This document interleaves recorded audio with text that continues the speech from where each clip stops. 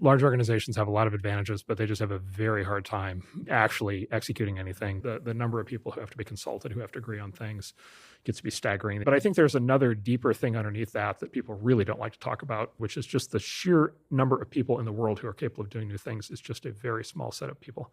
You're not going to have 100 of them in a company, or 1,000 or 10,000. You're going to have 3, 8 or 10, maybe. IBM, I actually first learned this at IBM when I was there. It was 440,000 employees.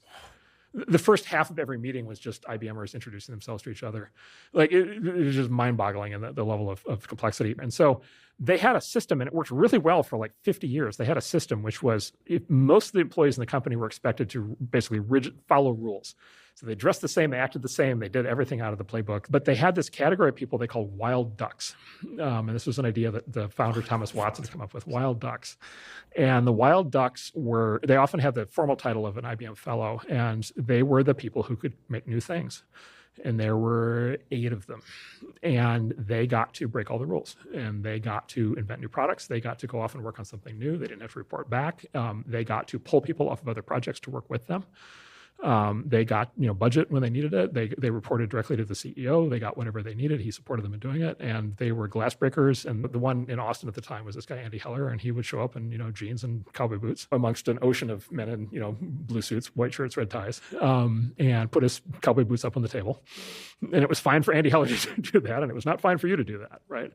And so they very specifically identified almost like an aristocratic class within our company that gets to play by different rules. Now, the expectation is they deliver, right? Their job is to invent the next breakthrough product. But we, IBM management, know that the 6,000 person division is not going to invent the next product. We know it's going to be crazy Andy Heller in his cowboy boots.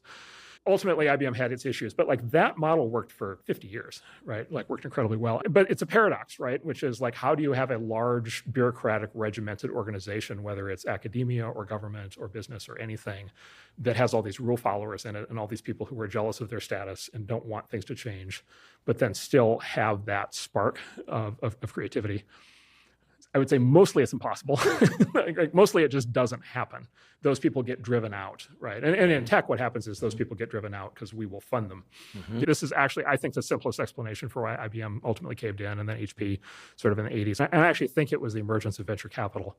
It was the emergence of a parallel funding system where the wild ducks, or in HP's case, their superstar technical people, could actually leave and start their own companies. And again, this is what doesn't exist at the university level. Mm-hmm. This certainly does not exist at the government level.